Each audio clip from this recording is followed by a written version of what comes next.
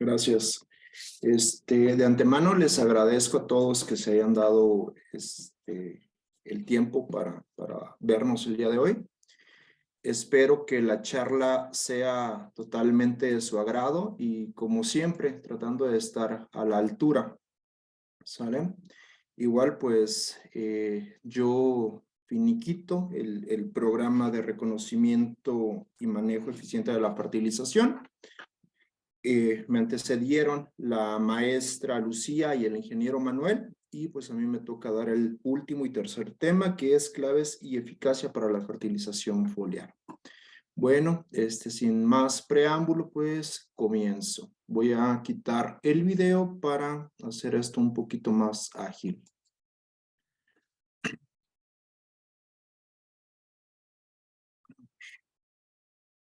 Bueno.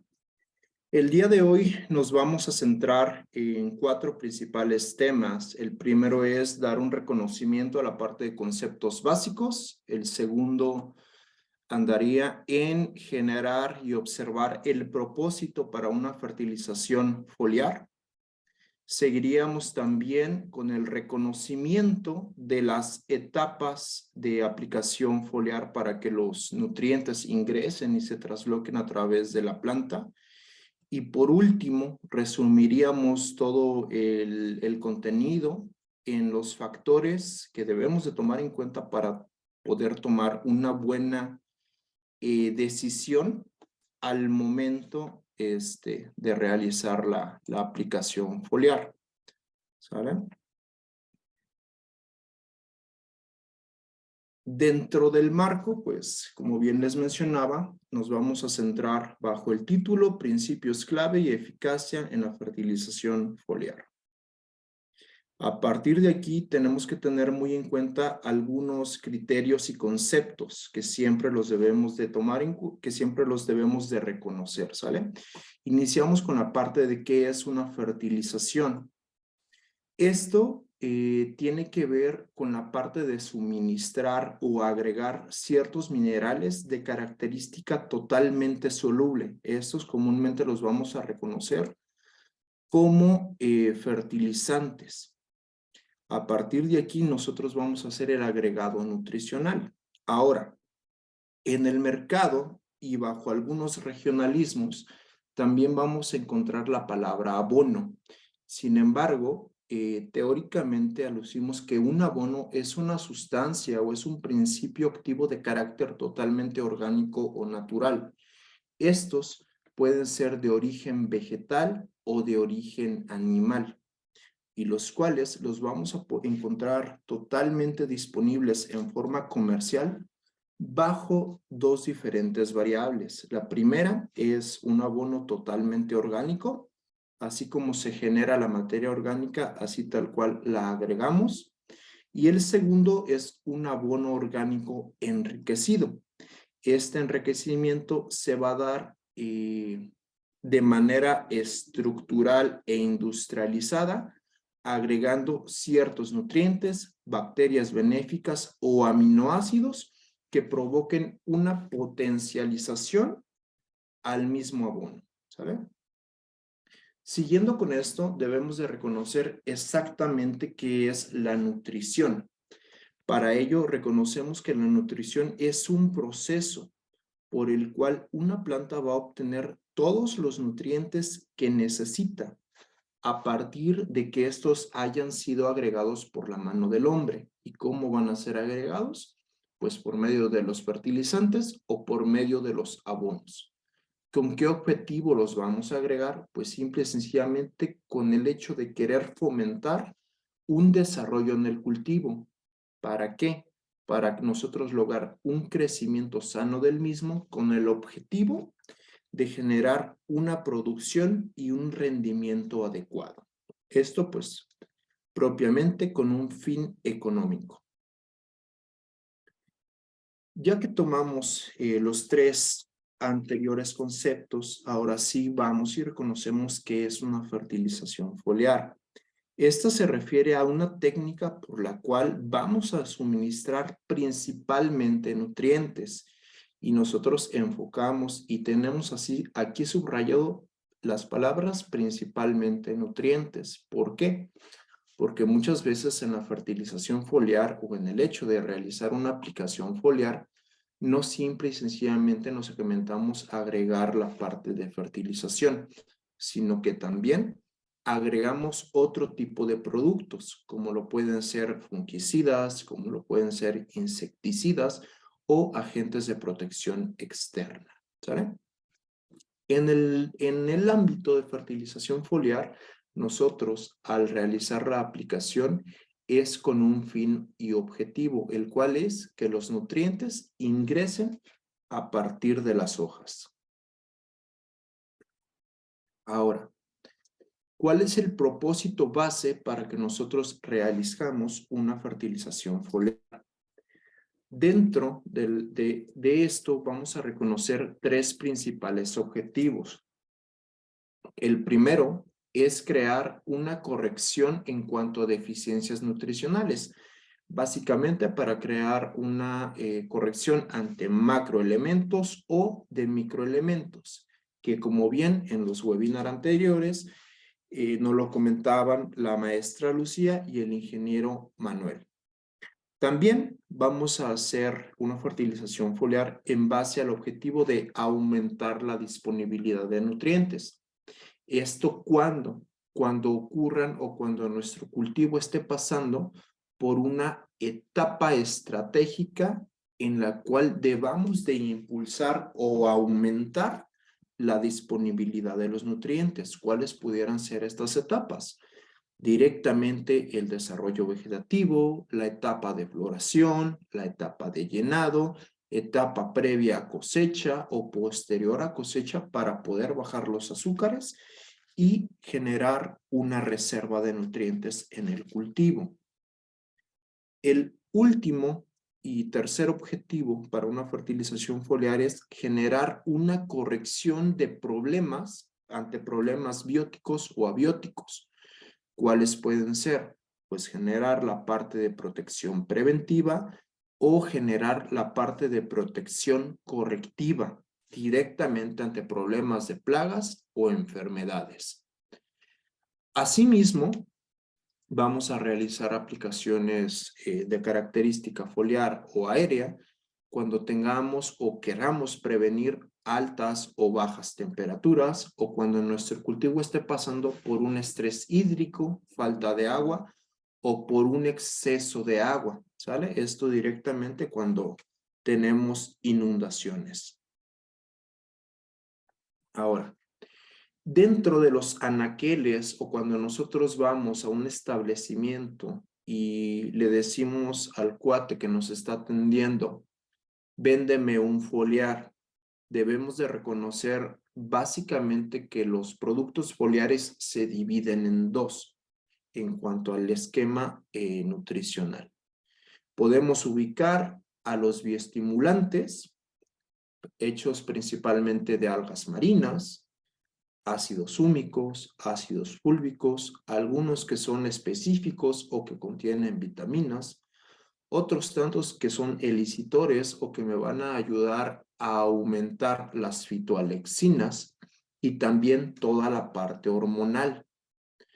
Algunos que contienen auxinas para aumentar el punto de crecimiento de los cultivos, citoquininas para mejorar tamaños, giberelinas, brasinoesteroides para hacer una corrección hormonal a nivel general, ácido abscísico para detener crecimiento o alargar vida del mismo cultivo y los inductores de maduración o mejor conocidos como etefones para acelerar o acortar ciertos ciclos de cosecha, ¿sale? También vamos a ubicar a los macroelementos, a los microelementos y a los elementos esenciales. ¿Cuáles vienen siendo estos?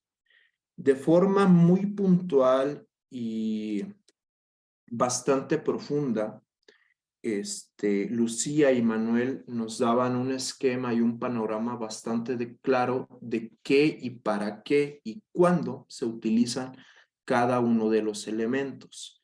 Sin embargo, yo aquí les agrego una radiografía de forma muy general.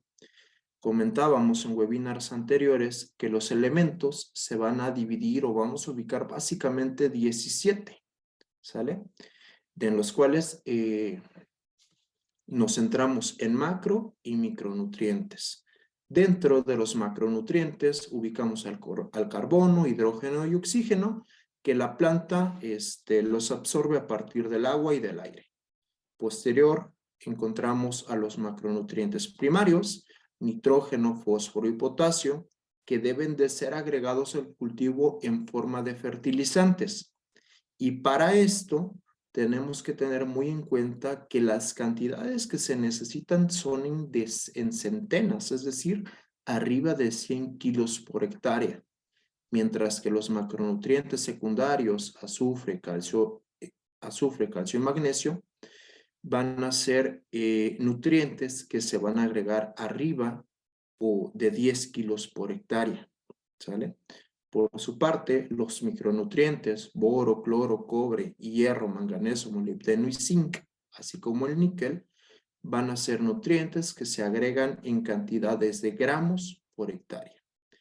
Por último, encontramos aquellos elementos commodity, mejor conocidos como elementos esenciales benéficos. Y aquí encontramos al sodio, al silicio, al cobalto, al selenio y al aluminio. Y estos van a ser agregados en gramos o en miligramos por hectárea.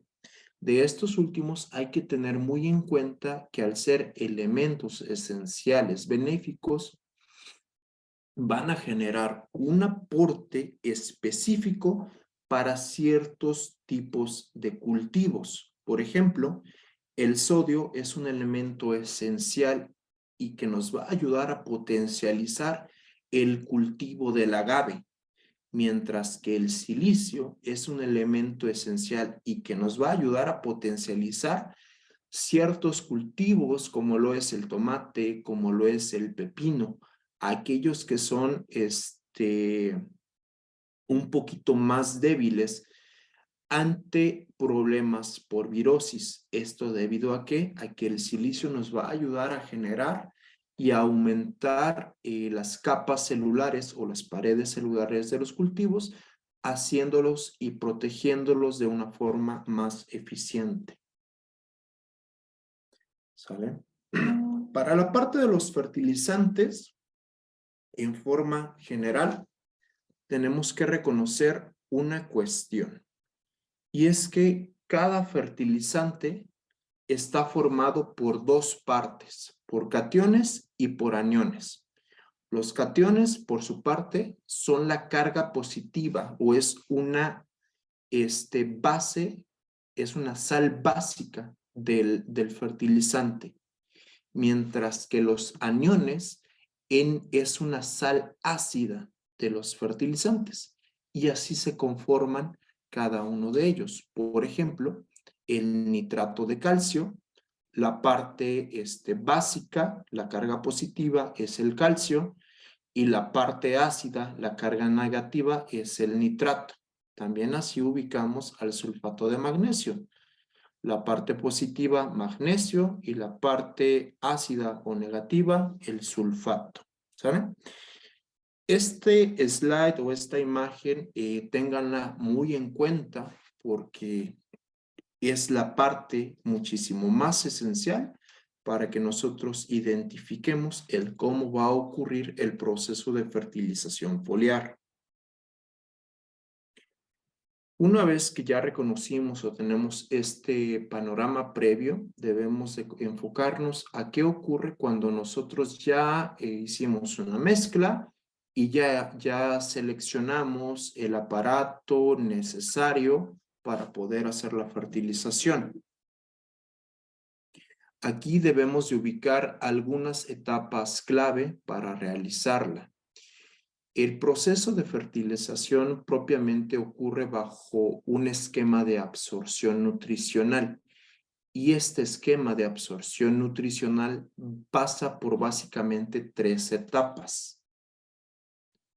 La primera es la parte de retención de nutrientes. Estoy realizando la aplicación foliar y lo primero que debo de tener en cuenta es que esta se quede impregnada por al menos 3 horas, ¿sale? En las hojas, en los foliolos. ¿Por qué? Pues básicamente porque cada uno de los fertilizantes tiene un tiempo clave para que pueda ser absorbido. En esta imagen yo les proyecto el tiempo promedio que se necesita para que un fertilizante se pueda absorber en al menos el 50%. ¿Qué quiere decir? Por ejemplo, en el caso de la urea, que si yo agrego 100 kilos, si utilizo 100 kilos de urea desbioritizada, de urea foliar, en un tiempo promedio de 30 a 2 horas, se van a absorber solamente 50 kilos. Por su parte, el fósforo requiere un tiempo promedio de 5 a 10 días, el potasio de 10 a 24 horas, el calcio de 1 a 2 días, y así sucesivamente. En la parte de micronutrientes, hierro, manganeso, zinc y molibdeno, vemos que el esquema de absorción es muchísimo más largo. Por ejemplo, y específicamente el hierro, tiene un tiempo de absorción de 10 a 20 días. ¿Y por qué es importante reconocer y saber esto? Porque cuando nuestro cultivo pasa por un esquema de deficiencia nutricional, específicamente hierro, nosotros vamos al establecimiento donde nos venden la parte del fertilizante, pedimos un corrector de carencias, pedimos un quelato de hierro, lo compro hoy, lo aplico el día de mañana y el día de pasado mañana ya espero ver resultados, pero esto no lo vamos a ver. ¿Por qué? Porque el hierro necesita de 10 a 20 días para poder nosotros observar un cambio fisiológico en el cultivo. Entonces, el mensaje aquí es, al menos para la parte de corrección de microelementos, voy a necesitar un tiempo promedio de entre 15 a 20 días para yo observar alguna corrección. Y lo mismo va a pasar cuando yo tenga problemas por ácaros, por cualquier tipo de chupador o cuando tenga problemas por bajas temperaturas. El tiempo de absorción es lento, sumado a que cuando estamos en ese proceso por el cual la planta está pasando un periodo de estrés, baja su cantidad energética y por lo tanto el tiempo de absorción se alarga aún más, ¿sale? Por ende, si yo voy a tener o el predio donde planté va a pasar por un periodo de baja temperatura, lo mejor es hacer aplicaciones preventivas. Por el contrario, si el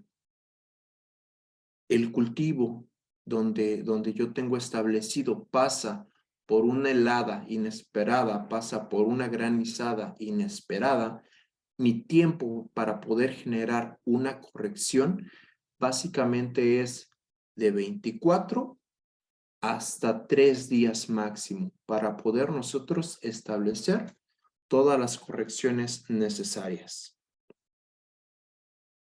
Ahora, en cuanto a condiciones climáticas, en esta tabla podemos observar aquí circulado en la tabla superior que bajo un esquema de humedad relativa mínimo al 50% y con un rango de temperatura de 20 a 24 grados centígrados, es el mejor momento o es la mejor etapa para que nosotros hagamos una aplicación foliar. ¿Por qué? Porque la planta tiene estomas abiertos, porque la planta tiene una muy buena humedad relativa y no vamos a causar un estrés adicional, Sin embargo, y en este periodo que ya nosotros vamos a entrar a la etapa de las altas temperaturas, mejor conocido como el periodo de los calores, donde las temperaturas promedio van a oscilar en un rango de 30 a 34 grados centígrados, podemos observar que la condición y la efectividad para que la aplicación foliar se realice va a ir disminuyendo, ¿sale? Entonces, ¿nosotros qué podemos hacer en esta etapa? Pues el mejor remedio aquí es apalancarnos de ciertos productos denominados coadyuvantes agrícolas, ¿sale? Lo mismo va a pasar para la parte de velocidad de viento. El mejor rango para hacer una aplicación en cuanto a velocidad de viento lo vamos a encontrar entre 6 a 15 kilómetros por hora. ¿Qué diferenciación va a ocurrir cuando algún técnico les diga utiliza coadyuvantes agrícolas? Bueno, básicamente aquí lo primero que debemos de generar, observar, es el cultivo con el cual nosotros estamos trabajando. Cada uno de los cultivos, cada una de las variedades específicas de ese cultivo tiene ciertas características morfológicas específicas. En cuanto a la arquitectura, por ejemplo, en el caso del banano, podemos reconocer que son hojas muy grandes y que son de característica sumamente cerosa. El caso de las papayas son hojas de característica semicerosa y hojas de tamaño mediano. Ambos cultivos son más alusivos a territorios tropicales, donde puede existir una alta temperatura, pero también existe una humedad relativa alta. Por el contrario, y por ejemplo, el cultivo del aguacate, que es una hoja un poco más pequeña, pero tiene muchísima masa foliar, es decir, muchísima cantidad de hojas, y estas hojas son semicerosas, no va a ser lo mismo las aplicaciones foliares, en el caso del aguacate, que se utilizan en Jalisco, donde existen humedades relativas un poquito más bajas, contrario a aplicaciones foliares que se puedan realizar en el estado de Michoacán, donde las humedades relativas son un poquito más altas. Y a esto le podemos sumar otras variables, como lo puede ser densidad de población, edad del cultivo y altura sobre el nivel del mar. También vamos a ubicar, por ejemplo, aquellos cultivos que no tienen hojas cerosas, sino que tienen hojas pubescentes, como lo es el caso de la frambuesa y como lo es el caso de los pepinos, tomates o sandías, que estas hojas son más afines a retener líquidos, ¿sale? Entonces, desde aquí es donde nosotros debemos hacer ajustes a las aplicaciones foliares o a las recomendaciones que realicemos.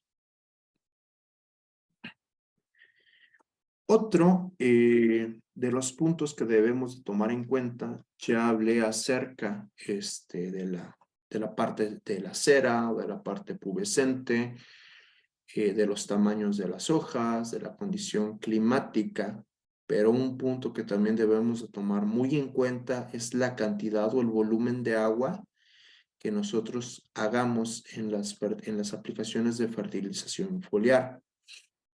En este slide les proyecto 4 diferentes fotografías. La primera fotografía que dice T1, volumen 1500, quiere decir que para sacar esta fotografía se utilizó 1500 litros por hectárea de agua, simulando una aplicación en alto volumen de agua.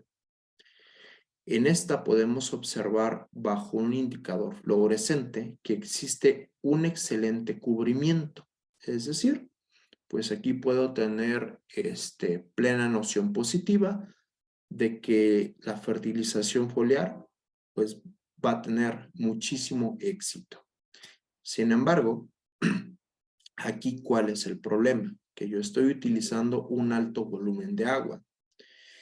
Y cuando existen ciertos productos que se utilizan a concentración, lo que voy a ocasionar es un gasto desmedido o un aumento de los precios en cuanto a fertilización foliar o en cuanto a agentes de protección vegetal. Por el contrario, y del lado derecho, en la T2, ubicamos el mismo cultivo, pero este tiene un volumen de agua por hectárea de 700 litros. Es el volumen ideal. Sin embargo, observamos que no existió tanta retención del indicador fluorescente. ¿Y esto por qué?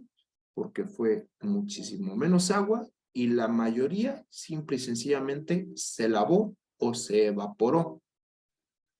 En la tercera y cuarta fotografía utilizamos o se utilizó también un volumen promedio de 700 litros de agua por hectárea. Sin embargo, a estos ya se le adicionaron los coadyuvantes, comúnmente conocidos como adherentes o con la capacidad de prolongar la permanencia del activo. Y aquí ya, dependiendo de la concentración del coadyuvante que nosotros utilicemos o de la naturaleza del mismo, es decir, del tipo del ingrediente activo, van a ser los resultados que vamos a obtener. Si se fijan en la tercera y cuarta fotografía, también hubo un excelente cubrimiento. El tamaño de gota es bastante diferente, pero aquí yo les puedo decir, es una aplicación totalmente eficiente, ¿sale? Y aquí que yo voy a predisponer, que puedo hacer aplicaciones en cuanto a concentración de fertilizantes, en cuanto a concentración de fungicidas o en cuanto a concentración de insecticidas, bastante benéfica, con resultados totalmente positivos y que no voy a yo a elevar los precios de las mismas tan desproporcionalmente, ¿sale? Ahora, otro punto a tomar en cuenta es la capacidad de dispersión de las hojas. Cuando nosotros hacemos aplicaciones foliares y en el tiempo actual que estamos haciendo mucho aplicaciones con drones, debemos de tomar en cuenta que cada una de estas gotas tiene que tener un cierto factor de esparcimiento de la misma. Para este ensayo lo que se hizo fue probar diferentes coadyuvantes extensores de gota de característica tensoactiva, comúnmente conocidos como productos organosiliconados. La primera fotografía es un siloxano modificado con poliéter al 50%, del cual se utilizó medio mililitro por litro de agua y observamos que una sola gotita me logra generar una cobertura en al menos el 50% de la hoja. La fotografía número 2 también es el mismo producto, poliéter es un siloxano modificado con poliéter al 30%, pero aquí se duplicó la cantidad, es decir, utilizamos 1 mililitro por litro de agua y se observa que una sola gotita cubre al menos el 60% de la superficie foliar. Tercer fotografía es un poliéter siloxano al 30%, utilizado a una dosificación de medio mililitro por litro de agua. Se agrega una sola gotita y vemos que el cubrimiento total es solamente del 12%. Y en la cuarta fotografía es agua pura, sin la utilización de los tensoactivos, en la cual pues el cubrimiento total de la hoja solamente es del 10%. ¿Y por qué es importante saber esto? Porque dentro del esquema de fertilización foliar, la mayoría de los productos actúan por contacto comienza la ejecución traslaminar y por supuesto el tiempo de traslocación, el tiempo de ingreso, sumado a que en base a esto debemos de saber también si es un producto que es ampliamente móvil a través de los haces vasculares o es un producto poco móvil o localizado. En el caso de que sea un producto poco móvil o localizado y yo lo esté utilizando para generar una corrección nutrimental y yo no agregue un coadyuvante, obtendría que el producto solamente me generaría una eficacia donde cayó la gotita. Ejemplo, si no utilicé un tensoactivo, pues solamente tendría en promedio un 10, un 15% de efectividad de lograr esa corrección nutrimental. Al contrario, si le agrego a esto un agente tensoactivo, pues ya pudiera en dosificaciones de medio hasta 1 mililitro y dependiendo de la naturaleza pudiera aumentar la eficacia y cobertura entre el 50 al 60%, ¿sale? Ahora, la parte del ingreso. Ya vimos en cuanto al tiempo, ahora vamos con el ingreso. ¿Qué pasa cuando yo ya tomé en cuenta que necesito un tiempo promedio? ¿Qué va a ocurrir o cómo se va a absorber lo que yo agregué? En las plantas existe una barrera llamada cutícula, la cual es la encargada de proteger a la parte de las células interiores de la hoja de agentes externos. ¿Qué agentes externos? Pues todos los ambientales. Alta temperatura, alta radiación solar, clima, baja temperatura y por supuesto el agua. La cutícula, que es este agente de protección, básicamente está formada por dos partes. Las propiedades hidrofóbicas o hidrofílicas, que se encargan de repeler el agua, es decir, que el agua no ingrese, y la parte cerámica, que se encarga de que la poca agua que haya quedado por ahí estancada, simple y sencillamente se resbale. Entonces, si nosotros hacemos las aplicaciones en agua, ¿cómo es que van a penetrar? Si las hojas están condicionadas para que el agua no ingrese, ¿sale? Y es aquí donde nosotros hacemos la pregunta y debemos de tener el total conocimiento de qué debo de mejorar en la mezcla foliar para que realmente el producto logre ingresar. Bueno, en las hojas van a existir 3 rutas diferentes de absorción. La primera, los famosos estomas. La segunda son los tricomas. Y la tercera, directamente, la cutícula o la capa de protección. Los estomas, como bien la mayoría lo saben, son pequeñas aberturas en las hojas, aperturas netamente microscópicas por las cuales se generaliza el proceso de respiración y transpiración. Estos estomas van a tener una variación en tamaño, en forma y en distribución, dependiendo del tipo de cultivo y también dependiendo la variedad de ese cultivo, ¿sale? Un punto que debemos de tomar muy en cuenta es que los estomas los vamos a encontrar en el haz de las hojas y en el en vez de las mismas. Sin embargo, en el en vez de las hojas vamos a ubicar de 3 a 4 veces mayor cantidad de estomas en comparación con la parte superficial de la hoja. También debemos de tomar muy en cuenta que los estomas siempre van a estar cerrados a mediodía y en la noche. ¿Sale?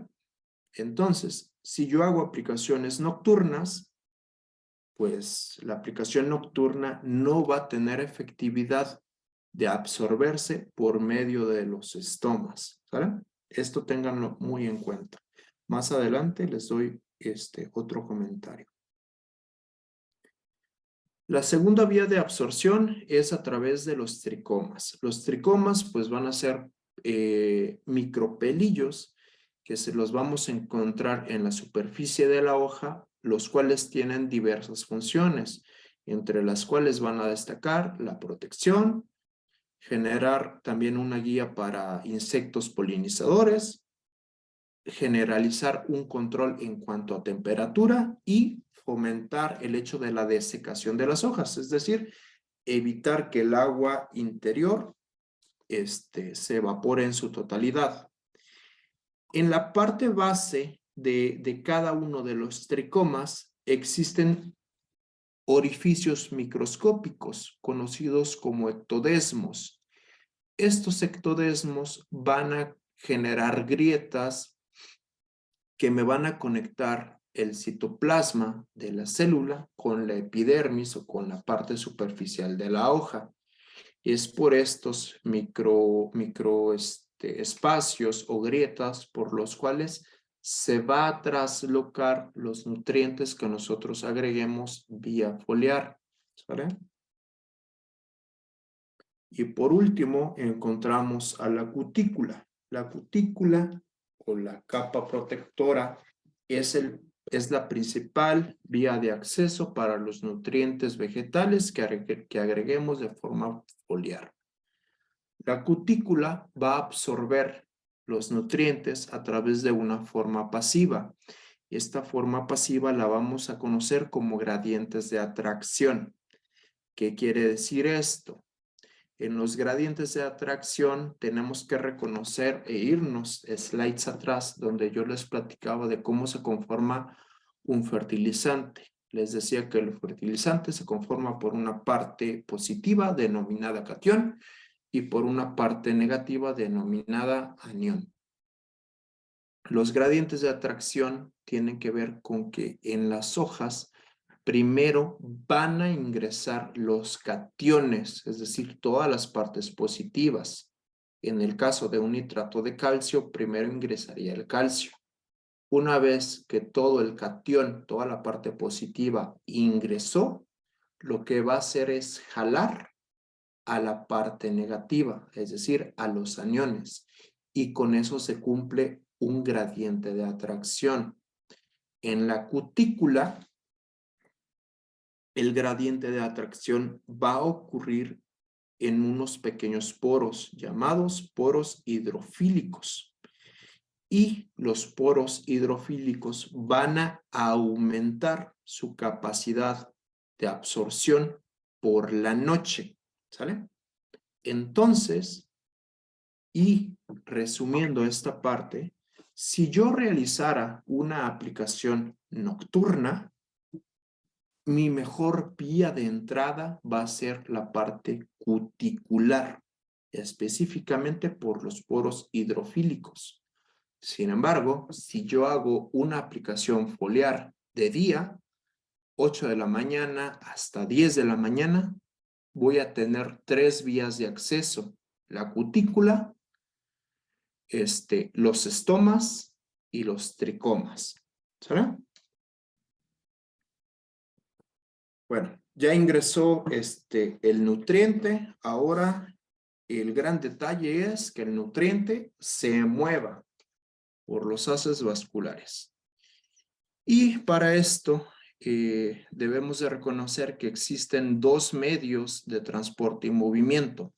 Los conocemos como apoplasto y como simplasto. La vía del apoplasto tiene 3 principales mecanismos de movimiento. El primero es por gradiente y flujo de masa. Ya les explicaba la parte de gradiente. Primero ingresan los positivos, posterior los negativos. Y la parte del flujo de masa es a mayor cantidad de agua que existe en el haz vascular, mejor se va a mover el nutriente vegetal. El segundo es por absorción en plasmodesmos. Los plasmodesmos van a ser conexiones microscópicas que existen entre las paredes celulares de una célula y de otra, ¿sale? Y el tercer punto o el tercer mecanismo de un apoplasto para que ocurra un transporte y movimiento de nutrientes es por la activación del ATP en cuanto a inversión de energía de gradiente. ¿Qué quiere decir? Que aquí primero voy a hacer que se muevan los negativos y después los positivos. Pero para esto, la planta va a gastar muchísima energía que puede utilizar para crecer, para fomentar el desarrollo vegetativo, para crecer o aumentar tamaños de fruto o para aumentar la cantidad de flores. Aquí un detalle. Por el apoplasto solamente se van a transportar el dióxido de carbono y los nutrientes, pero los nutrientes solamente se van a transportar vía raíz, es decir, la parte de movimiento apoplasmática solamente me va a funcionar para ejercer una nutrición vía suelo, no para generar una nutrición foliar. Posterior pasamos a la parte del movimiento por el simplasto. Y aquí reconocemos dos vías, la parte del gilema y la parte del floema. El gilema solamente tiene un flujo regulado en una sola dirección, de abajo hacia arriba. Es decir, solamente va a absorber y va a mover nutrientes que nosotros agreguemos en la raíz y los va a mover hacia arriba. Para esto se necesita, mecánicamente la planta va a ejercer una diferencia en cuanto al potencial de agua y para esto va a necesitar cuánta agua hay en el suelo, cuánta agua hay en la hoja y cuánto hay en la atmósfera para poder yo absorber el nutriente del suelo y poderlo jalar o mover hacia arriba. Por último, la parte del simplasto por medio del floema, el cual tiene dos movimientos, de abajo hacia arriba y de arriba hacia abajo. Y esta es la principal vía por la cual yo voy a fomentar la fertilización foliar. Por lo que les comentaba, pues se mueve de abajo hacia arriba y de arriba hacia abajo.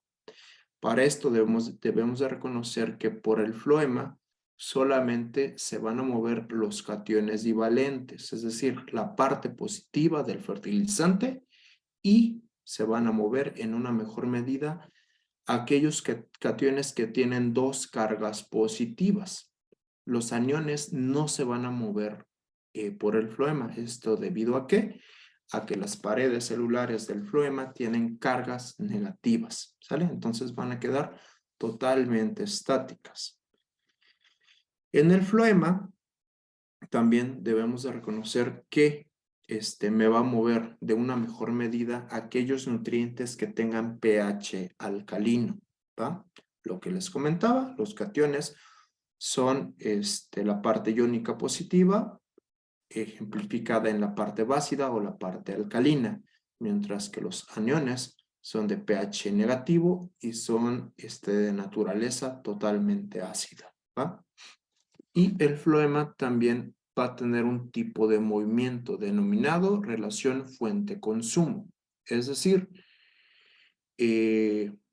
va a mover los nutrientes desde el punto donde se están produciendo o desde el punto donde yo los estoy agregando hasta el punto donde realmente la planta los va a necesitar. Ejemplo, si yo hago una aplicación en el estrato bajo o en la parte baja del cultivo, va a tener la capacidad o de moverlo hacia la parte apical, hacia flores, hacia frutos o hacia la raíz, según donde la planta detecte que tiene o requiere mayor cantidad de ese nutriente que yo estoy aplicando vía foliar. Por último, y una vez que ya conocimos todo el proceso de nutrición foliar, ¿qué factores debo de tomar en cuenta? Bueno, tanto el ingeniero Manuel como la maestra Lucía nos daban una cátedra de las deficiencias nutricionales. Sin embargo, esto es una radiografía en cuanto a lo que yo puedo observar de deficiencias nutricionales o que se van a expresar directamente en las hojas de los cultivos, ¿sale? Esto es una generalidad. Si yo dividiera físicamente o imaginariamente a mi cultivo en tres diferentes partes, la parte de crecimiento o las terminales, la parte superior enfocada directamente a hojas nuevas y la parte inferior enfocada directamente a hojas viejas, voy a detectar que en las hojas viejas siempre voy a observar deficiencias de molibdeno, de potasio, de nitrógeno, de fósforo y de magnesio. Y aquí, por ejemplo, en el caso del molibdeno y en el caso del potasio, en hojas viejas detectaría manchas necróticas. Para el caso del magnesio, del fósforo y del nitrógeno, voy a detectar manchas cloróticas. Sin embargo, en el caso específico nitrógeno, sería una mancha clorótica más nervaduras amarillas. Caso específico fósforo, sería una mancha clorótica más nervaduras moradas. Y en el caso específico magnesio, serían manchas cloróticas más nervaduras verdes. Y si yo detectara también una mancha clorótica con nervadura verde, pero esto ya lo observara en las hojas nuevas, probablemente sea una deficiencia de fierro o probablemente sea una deficiencia de manganeso. Sin embargo, y aquí sí, para poder salir de dudas totales, requeriríamos un análisis foliar, ¿saben? Y esto va mucho a los análisis foliares también. Si yo me enfoco solamente a sacar muestras de las hojas primerizas, pues probablemente yo detecte que me faltan micronutrientes, más no macros. Pero si yo me voy directamente a sacar una muestra para análisis foliar de hojas viejas, pues probablemente me va a detectar más la parte de deficiencias de macroelementos, más no las de micros, ¿sí? Por último, y en la parte terminal, no directamente o visualmente no vamos a detectar deficiencias en las hojas, sino que aquí, en el caso exclusivamente del boro, una deficiencia la notaríamos cuando exista una alta tasa de caída de flores o flores que no se amarraron, ¿saben? Principalmente las veríamos en colores cafés. Por el contrario, si existe una deficiencia de calcio, pues esta se detectaría directamente en el fruto. ¿Cómo? Pues con anomalías, como lo puede ser el blossom en el caso del tomate, o como lo puede ser la poca vida de anaquel en el caso de las berries. Les hablaba sobre la movilidad también de los nutrientes, y estos se van a dividir en altas, medias y bajas. En el caso específico de la movilidad de nutrientes a través del floema, vamos a encontrar, por ejemplo, que el azufre y que el calcio son elementos bajamente móviles, por lo tanto son elementos de aplicación localizada, ¿sabe? Y muchas veces en estos lo que hacemos es combinarlos con un carrier. ¿Para qué? Para poder aumentar la movilidad de los mismos. ¿Qué tipo de carrier? Pueden ser ácidos fúlvicos, pueden ser aminoácidos, pueden ser una formulación directamente de quelato o pueden ser formulaciones como nitratos de calcio en forma líquida. ¿Cuál es la diferencia entre los nitratos de potasio, nitratos de calcio en forma líquida versus a los de forma polvo? Que los líquidos, por la misma naturaleza, van a poder ingresar y van a poder absorberse y moverse de una forma más eficiente versus los polvos. En el caso exclusivo de los micronutrientes, por ejemplo, vemos que todos son de movilidades bajas y es por eso que la mayoría de los productos de aplicación o para corrección de micronutrientes que vayan específicos para la parte foliar, pues vienen en forma de quelato. Es decir, ya les agregan el carrier para que esto se pueda movilizar de forma más rápida a través del floema de la planta. También el ingeniero Manuel nos daba una cátedra y nos daba un breve mensaje sobre el tema del pH. Y a nueva cuenta les comentamos. De forma muy general, para que los nutrientes sean o expresen su máxima efectividad, siempre debemos hacer mezclas en un rango de pH de ligeramente ácido, 6, a ligeramente alcalino o totalmente neutro, que sería 7, 7,5. En este rango nosotros tendríamos una mayor tasa de absorción para los elementos. También otro punto a tomar en cuenta es la parte de concentración. ¿Qué tanto producto puedo yo agregar a mi mezcla para que ésta simple y sencillamente no se sature? Por ejemplo, en el caso exclusivamente del nitrógeno, un nitrato de amonio tiene la capacidad de dilución y dependiendo ahora sí de las marcas o del tipo de formulación, de 2 hasta 3 kilos por cada 400 litros de agua versus la urea, que tiene una capacidad de dilución de 3 hasta 5 kilos. Por el contrario, por ejemplo, el hierro, que es un microelemento, y si nos vamos directamente al sulfato de hierro, tiene una capacidad y una máxima concentración que puede ir desde los 2 hasta los 12 kilos por cada 400 litros de agua. Por último, y por ejemplo, el que menos tolera una concentración es el molibdeno, el cual solamente puede generar o se pudiera agregar alrededor de 100, 150 gramos por cada carga de 400 litros de agua. ¿Sale? Les hablaba también sobre la naturaleza de los nutrientes.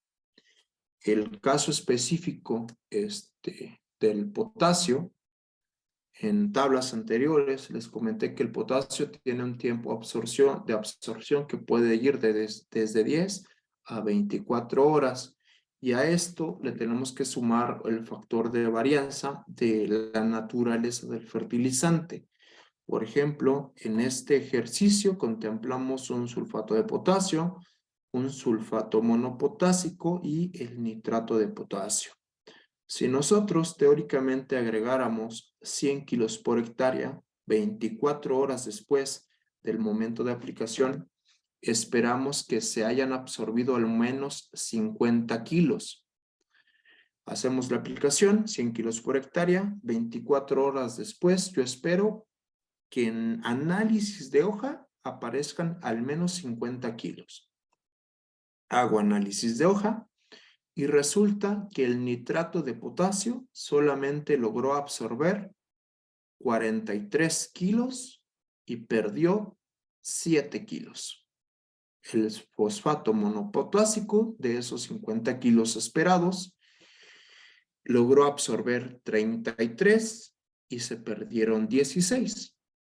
Y en cuanto al sulfato de potasio, se lograron absorber 19 y se perdieron 30 kilos. Y a esto le tenemos que sumar la traslocación, es decir, ya los absorbió, ahora necesito que se trasloquen hacia donde la planta realmente los necesita. Y en el caso del potasio, serían los frutos. Entonces voy y hago análisis de fruto. Y aquí ya encuentro que de los 43 kilos de nitrato de potasio que se lograron absorber, solamente 20 se fueron a frutos y 23 se quedaron aún en la hoja o vienen en camino. En cuanto a fosfato monopotásico, de los 33 que ingresaron, solamente 15 se movieron a frutos y 18 o se quedaron en la hoja o vienen en camino. Y por último, para la parte de sulfato de potasio, de los 19 que se absorbieron, solamente 13 llegaron a su destino y 6 o siguieron en la hoja o vienen en camino. ¿Sale? Por último, ya esta es la última lámina, tenemos que reconocer las etapas estratégicas para la mayor demanda de los nutrientes o bioestimulantes. En etapa de germinación, en cuanto a hormonas, las mejores hormonas son las citoquininas, son las auxinas. Para etapa de crecimiento vegetativo, el ácido giberélico, floraciones, etileno, maduración, ácido abscísico. Y la parte nutrimental, en etapa de germinación, crecimiento o preestablecimiento, los mejores nutrientes que va a requerir mi planta es el nitrógeno, el calcio, el fósforo, zinc, magnesio, potasio y manganeso. Crecimientos vegetativos, calcio, cobre, magnesio, boro, manganeso, nitrógeno, zinc. Para la parte de floración, calcio, boro, magnesio, nitrógeno en forma de amínica. Y para la parte de maduración, directamente boro, cobre, fósforo, potasio, molibdeno, magnesio y nitrógeno. Esto ya directamente ¿a qué? A bajar azúcares. Y el último mensaje aquí, que va directamente con la translocación y la absorción. Por ejemplo, en la etapa de floración, yo les comentaba que el nutriente, específicamente los micros, como el boro o el fierro, requieren más o menos un promedio de 15 a 20 días para que puedan ser totalmente absorbidos. Entonces, si mi planta en temporada de floración requiere alta demanda de boro, el mejor momento para realizar una aplicación de boro es de 15 a 20 días antes de que el cultivo llegue a esta etapa. ¿Sale? ¿Por qué? Porque si llega a esta etapa y yo en esta etapa específica agrego el boro, este boro no me va a servir hasta 15 días después, no en el momento en el cual yo lo estoy aplicando, no al siguiente día o no a la semana. ¿Sale? Bueno, pues con eso prácticamente terminamos. Agradezco el tiempo y pues Julio, te cedo la palabra.